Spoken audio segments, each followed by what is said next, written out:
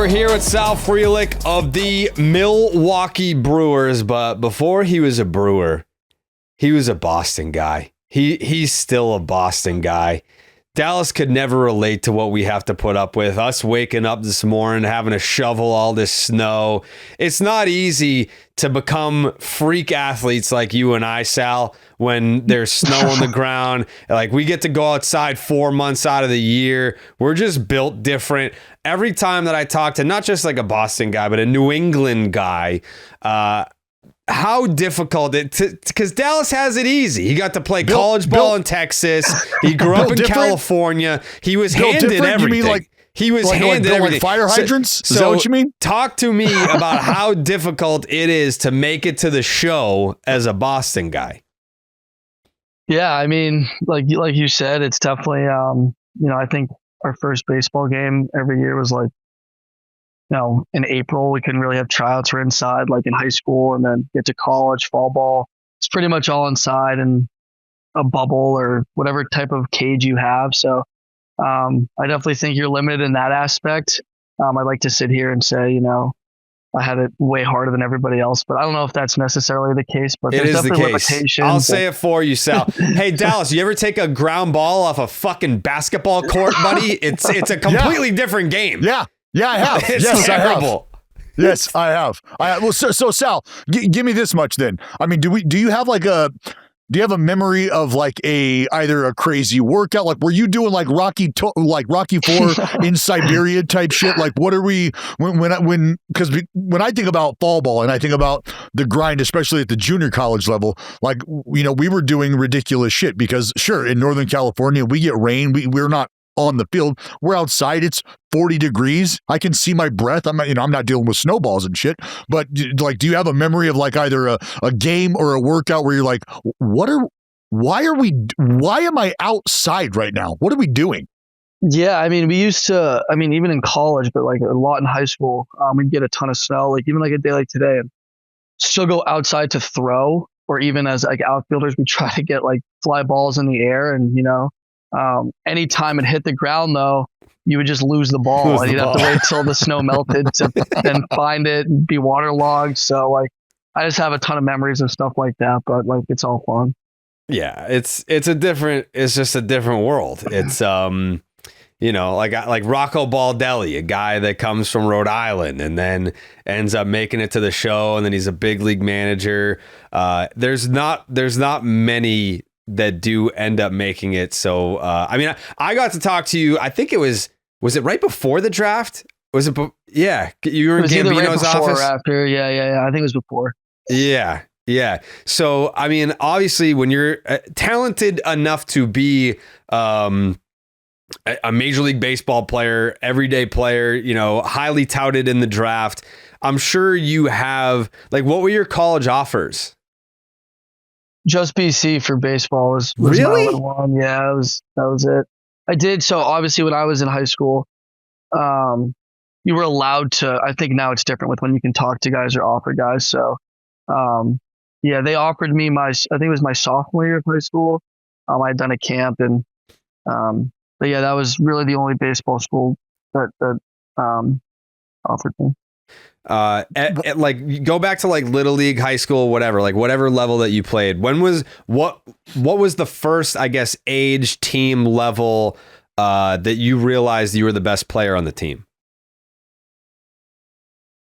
Probably like after my senior year of high school, like playing in the Futures League was like the first time I was like, and I guess maybe not the best on my team, but was like, okay, I think I maybe am up there in the state, or, New England. Like, there's a lot of good kids in this league that I'm finally playing against. So I'm like, at Lexington High School, it was, we're in the Middlesex League, Jared, as you know, and I wouldn't say it's like anything that, when Dallas was in high school, like people he was playing against. So it's kind of hard to grasp like the level of play. Not, dissing Massachusetts, the MIAA in any way. It's a great league, obviously, but I see, when you go to tournaments in Florida and down south, these big studs, and there's just not a lot from up here. So I think it was later in life where I was able to play against those guys consistently and kind of compare myself. Yeah, because playing AAU ball for a North Shore AAU team and then going to play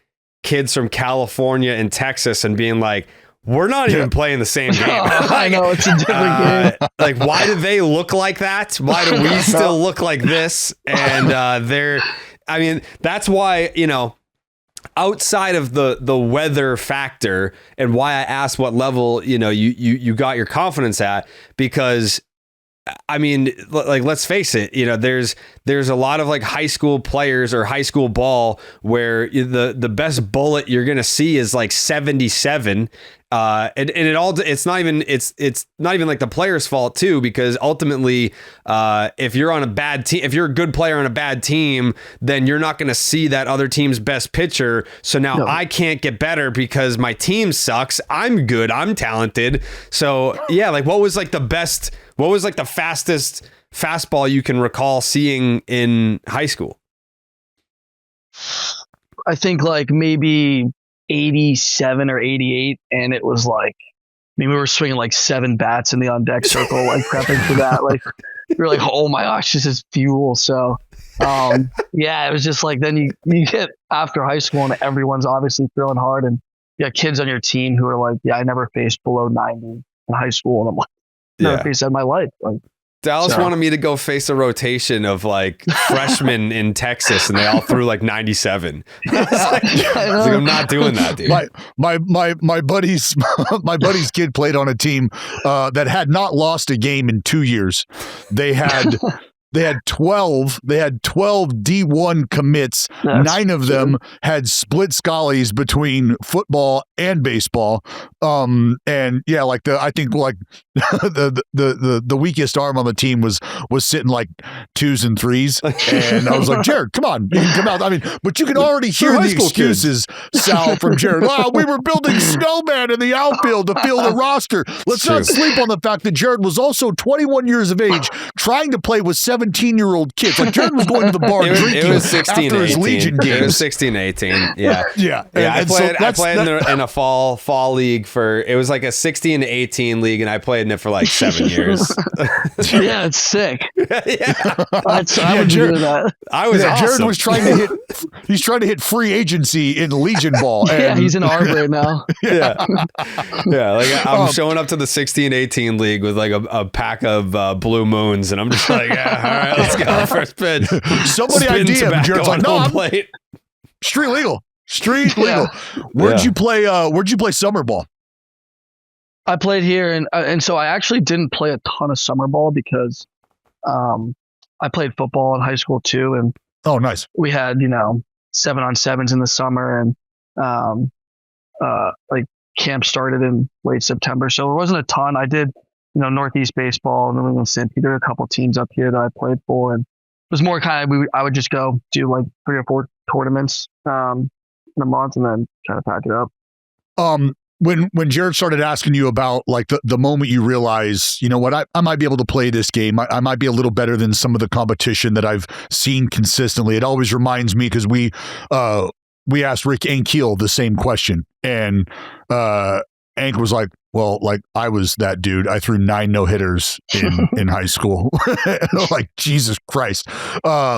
What was a moment, or do you remember seeing a freak performance where you were like, I don't know that I'm playing the same game as this dude? Like, did you have one of those? Did you have one of those type of run-ins? The dude who punched out Joe Mauer, right? They still have a parade for homeboy. Yeah. He's still the chief of the parade. Like, do you have that moment?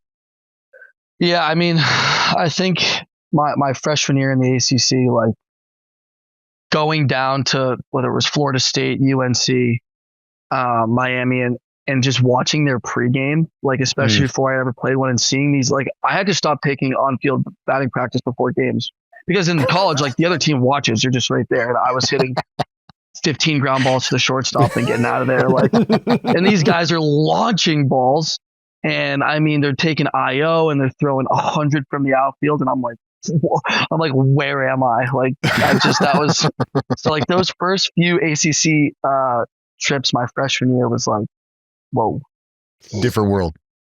Yeah.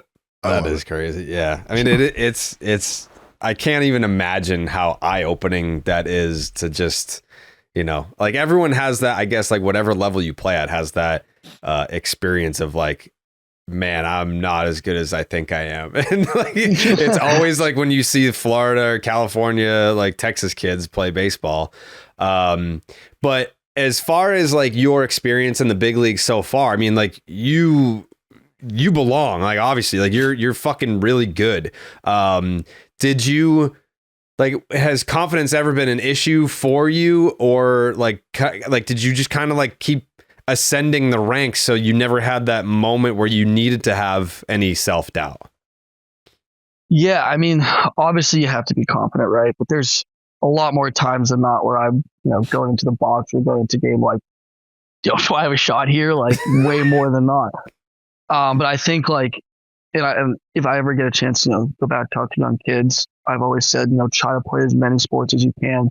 I think I played 3 sports all the way through high school, and I think the edge I've always had is just the ability to compete, and like where talent, like I can kind of throw it out the door. And that's why like my teammates will make fun of me a ton for like, some 0-2 swings I'll take in the box or whatnot, because it doesn't look pretty. But I think my competitiveness has just allowed me to, it's kind of carried me this far where now I'm really starting to learn, even like my last year of college and into the minors, into the pros. Like I'm learning more now than I ever have. Which is only going to help me get better. But I think that competitiveness, whether it's stepping in the box or whatnot, is kind of what's taken over for me, for that sort of confidence. Yeah, like you have like the perfect balance of being humble and confident at the same time. Like, that you're good, but I feel like we always see it with like the superstar players, like the guys that are like, top 10 players in the league, and they put so much pressure on themselves to be great that when they fail, they like their brains can't process the failure the way that someone that's just like rolling out there being like, I know I'm good. This is a game of failure. I'm going to fail 70% of the time, and I'm good with that. Like everyone else is doing that. It's not like, I feel like there's a lot of perfectionists in the sport of baseball, which, I mean, even if you're good, you are the farthest thing from perfect. So like that, like I'm always fascinated to talk about like the mental aspect and how guys approach the day to day. And because it's every day, like you have an 0 for 4, you get back out there the next day and you're not going to bring that with you, or I'm assuming that's not your approach. Yeah, definitely not. I mean, it was at some point, like I think it was for everyone, and you kind of got to learn, right? Like going from college where I was playing 50 games a year to then 162, it's like almost, it's not easier, but the sample size is bigger, right? And some of the older guys have helped me a ton with this. Like you can't have a good or bad season before the All-Star break, just because there's so many games, and it's like you can't really get that mad at an 0 for 4 and 0 for 8, right? Like, but yeah, it's just been a ton of learning, and it's all Jared, about, to your point about the mental side, like how to navigate that long of a season. And how to, in college with the 50 games, I was taking 200 swings a day before every game, because you could. Now I can't do that. Sundays, Wednesday day games, I'll just roll it. First swing of the day is first swing of the game. Like that's what I've learned now, and it's like just navigating that and the mental side. But yeah. Who are you learning that from? Yelly's been great. He's probably been the biggest guy for me. Reese has been great the past 2 years too. And even like, Brandon Woodruff, who's a pitcher who can help me with some of that mental stuff and, the other side of it. But yeah, those guys are just unbelievable. And, really took, we have a ton of young guys on our team. So I think they kind of embraced that role as like, hey, another part of me being a teammate is you got a lot of young guys, and it's our job to kind of, groom them pretty quick. So they've done a great job even before, we debuted in spring training and stuff. They were helping us out with that. And that I mean, that's a great segue into my question. What was the first big adjustment you felt like you had to make, whether that was from college to pro ball, from pro ball to the big leagues? There's little things that we're constantly tweaking, little adjustments that we're constantly making. And sometimes there's a come to Jesus moment where you have to make an overhaul adjustment. Like, you know what? That's not working. I have to try this.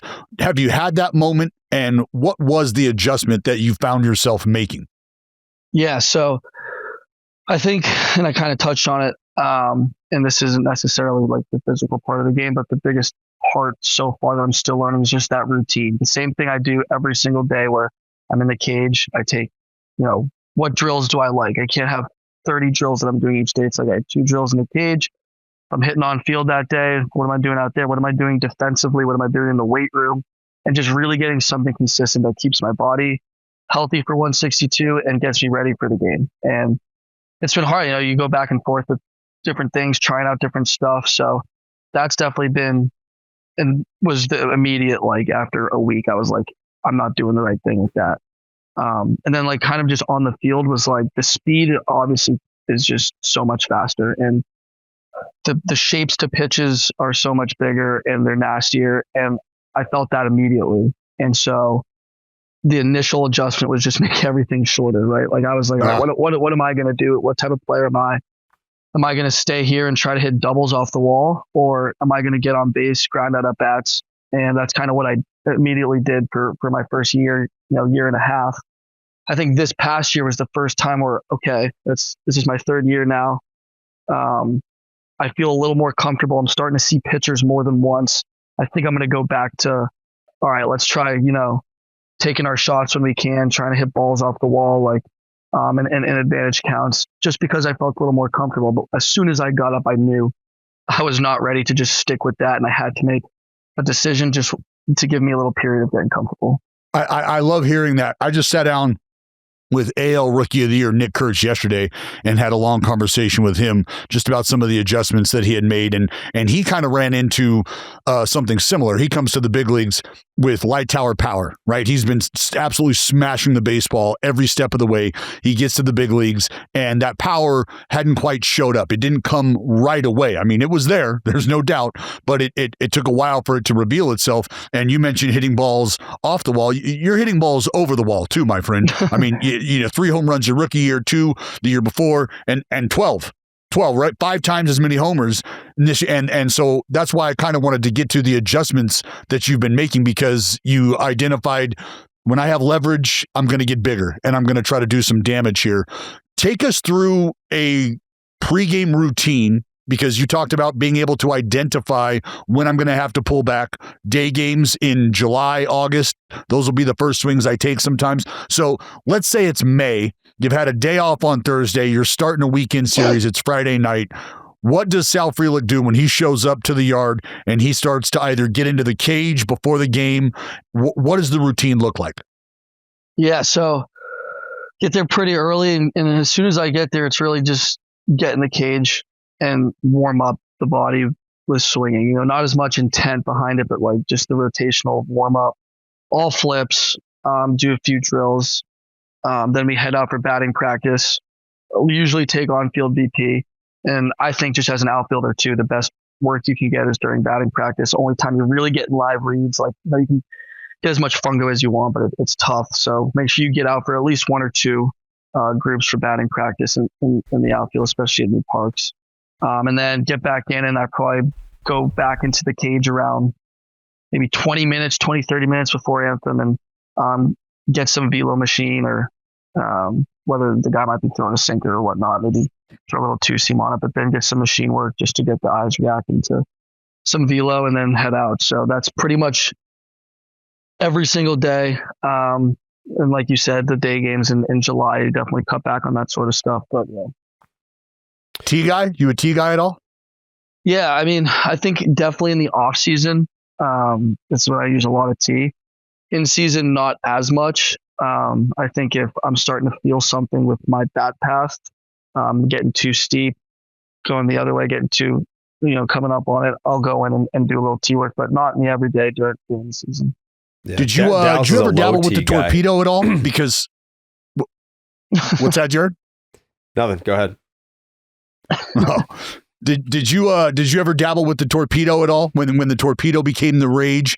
Understanding that you're a guy who clearly values putting the ball in play, yeah. And you mentioned guys that have different shapes, and you might understand, if I'm going to have maybe a tougher time getting to a certain pitch in a certain spot, I know how this guy likes to attack me. The idea of consciously trying to move the barrel, not necessarily via your bat path, but quite literally in the instrument you're using. Was that ever something that you entertained? If so, why or why not? Yeah, no, I didn't entertain it, but I mean, when I first got drafted and was, looking for bats, so I've used the same bat since like the first time I was in the minors, like the first ever bat. Like, I've just always used it.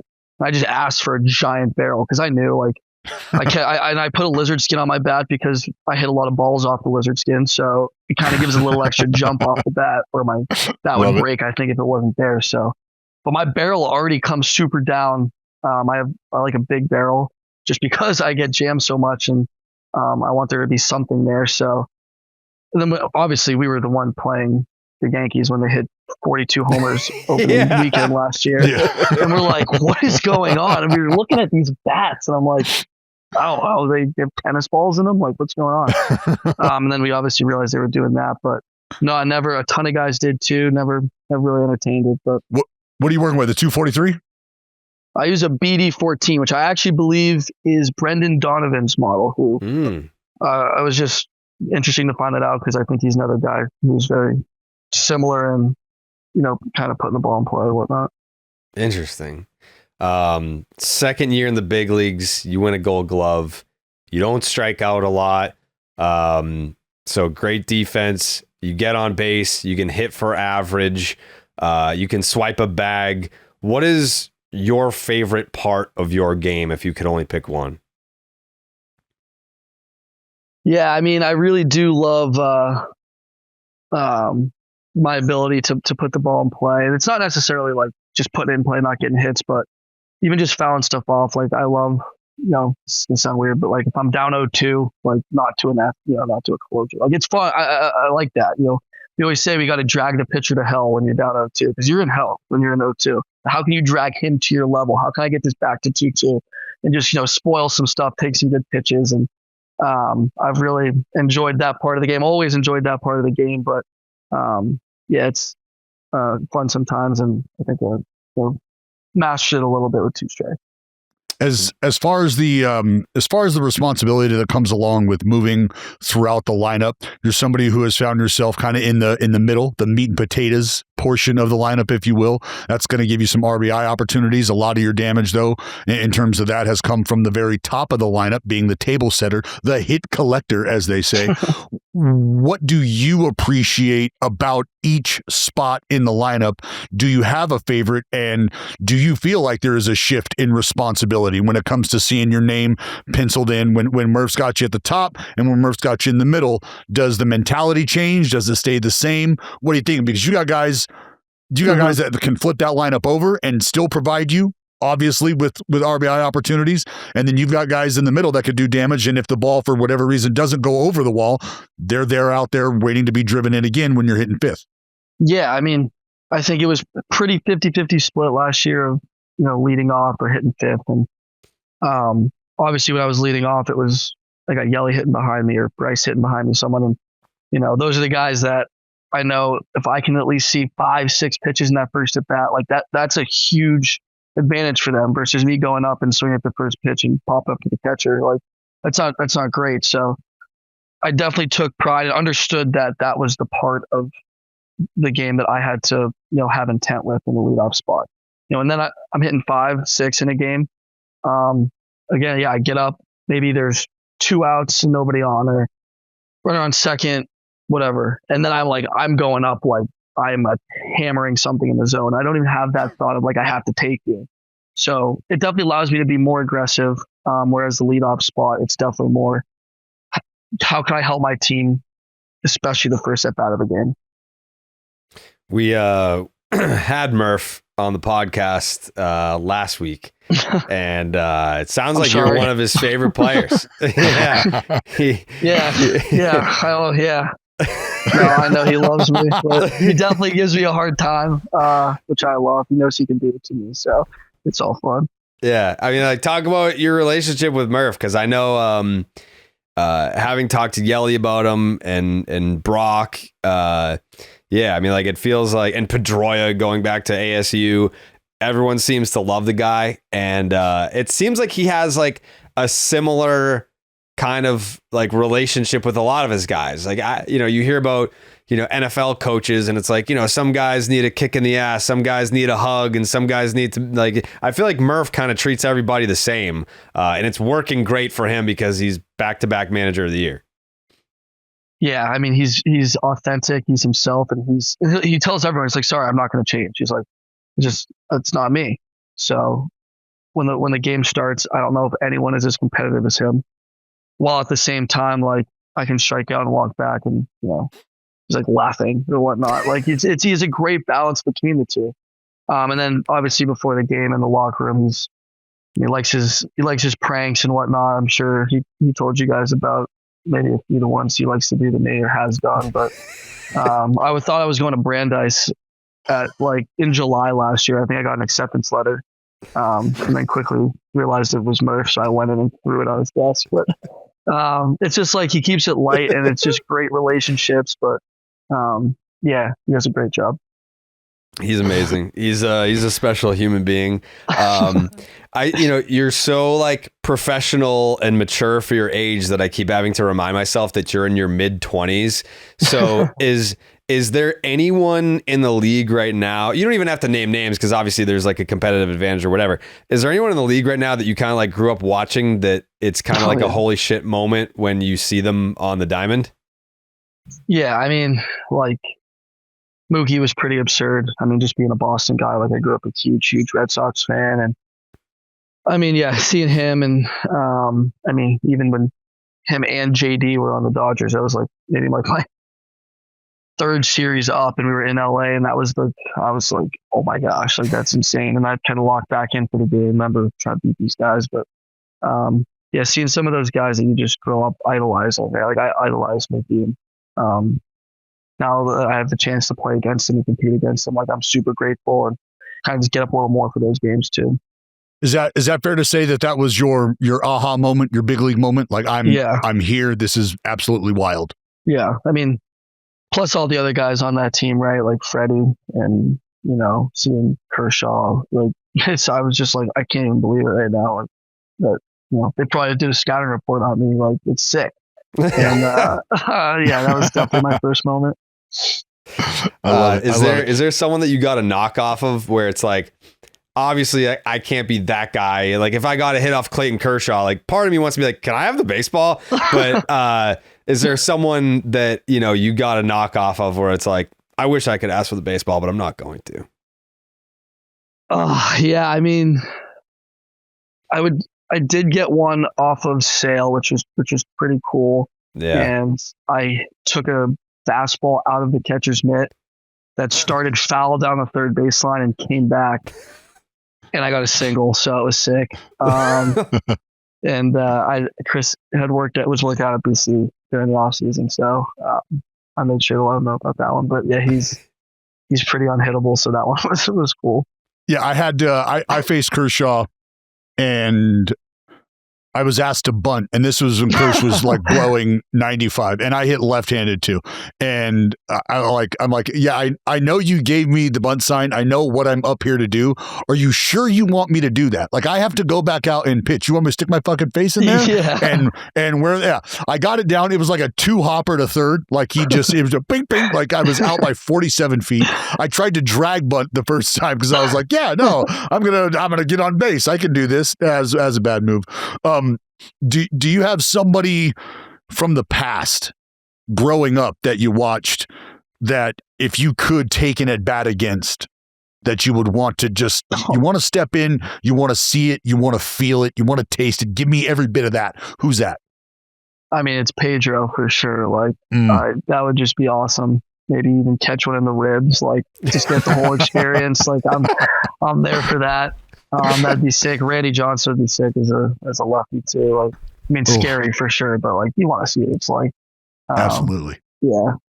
That's a maybe Dallas. Wish. I don't know. Like that's kind of up there. But it's your confidence a little. Cheating. You just yeah. You're getting 84 inside little life. You're just gonna open up, and I'm the guy that you're like, yeah, I'm the guy you're hitting fifth. You're like, this is fucking Barrel City, baby, Barrel City. Well, hey, I'm not afraid to go girl on girl, Sal. Just know that. I know. It's any pitch, any count with you. So I'm like, rather the guy. I know I'm getting a heater.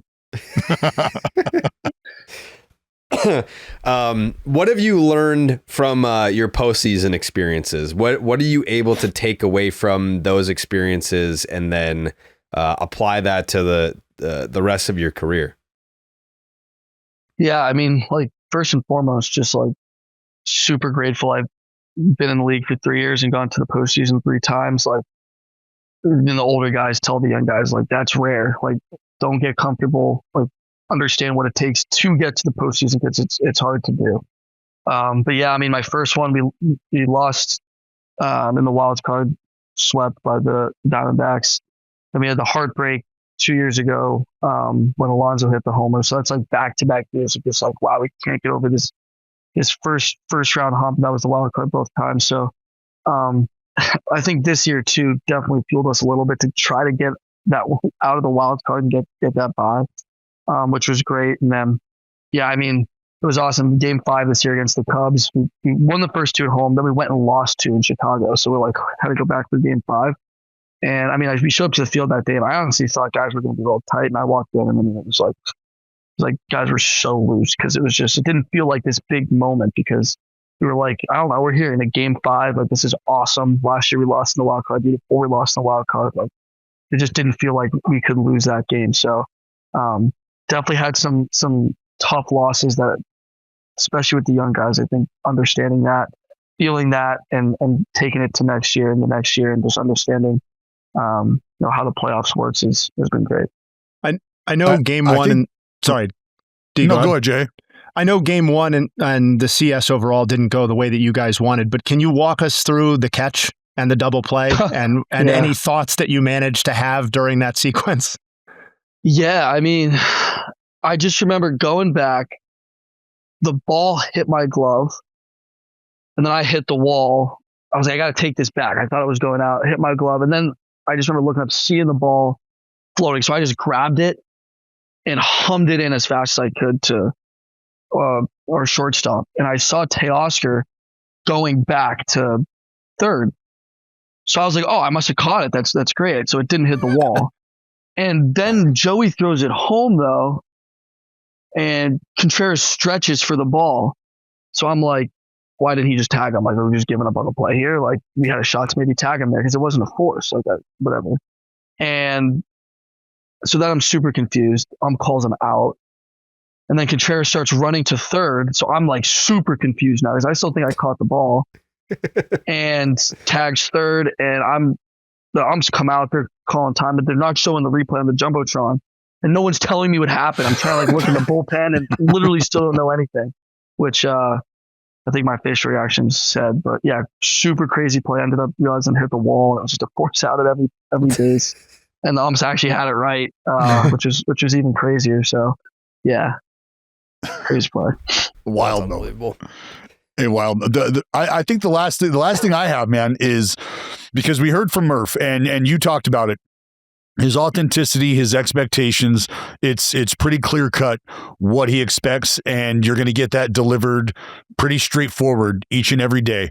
And he talked about not living in the past. Do not let our 2026 rest on what we did in 2025, so on and so forth. So I'll ask you, and the 2 parts are, number 1, what does Sal Frelick need to do to take his game to the next level? What do you want to see in terms of continued development from yourself? And what do you guys need to do as a group to get over that next hump, to get even further?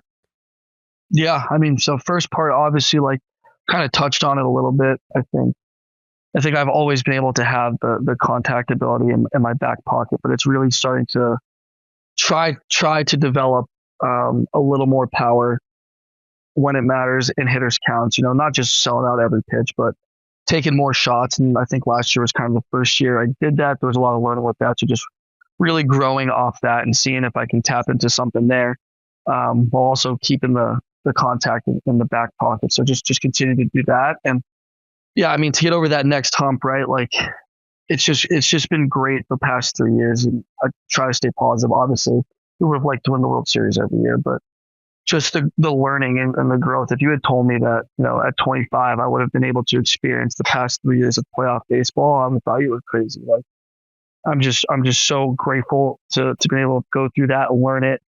Obviously, some of those plays that the bats keep you up at night, but just makes you look forward to the next year even more. So I think we got such a good group of young guys led by an even better group of older guys.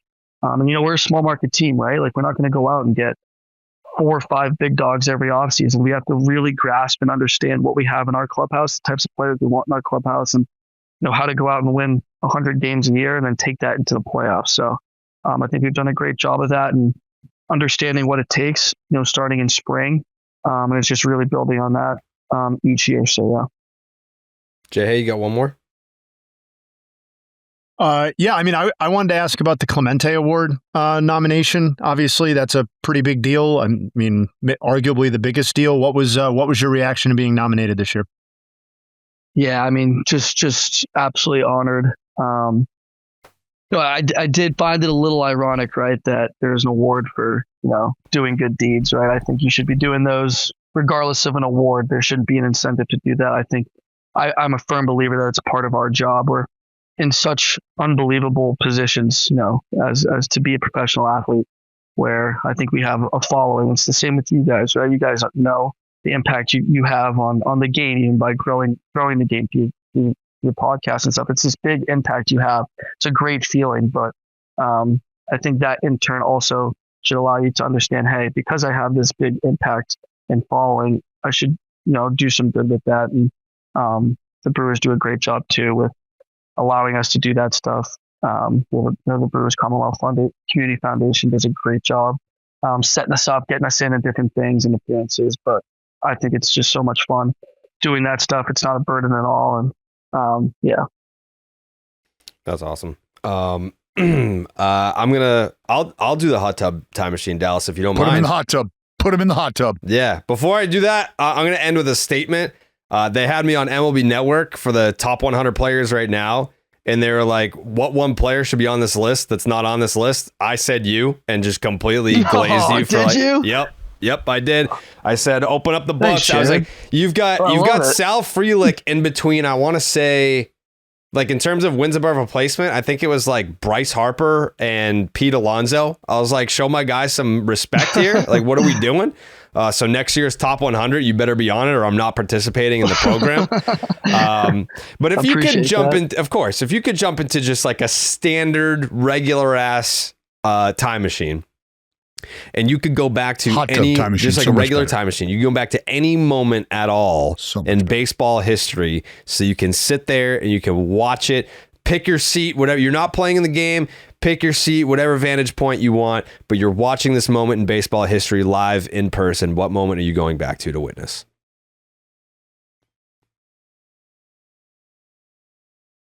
I mean, I was alive for it, but I was 4 in 2004 when the Red Sox. What game would you pick, though? I know. I think I might pick Game 4, like, weirdly. The clincher? I don't know why. Or maybe Dave Roberts stole second. That game was I was at that game. It was fucking sick. Yeah, maybe that one. Game 7 in New York. Right, that too. But then I'm like, if I do that, obviously sick, but I'm not in Boston, like at Fenway seeing the crowd reaction. So yeah, I guess if I could to go broad, it would be one of those 2 games. But I had the game on tape, so I remember like anytime we had a long car ride, I'd put it in. And yeah, I was alive, but I obviously wasn't like watching it live. So I think I would do that one.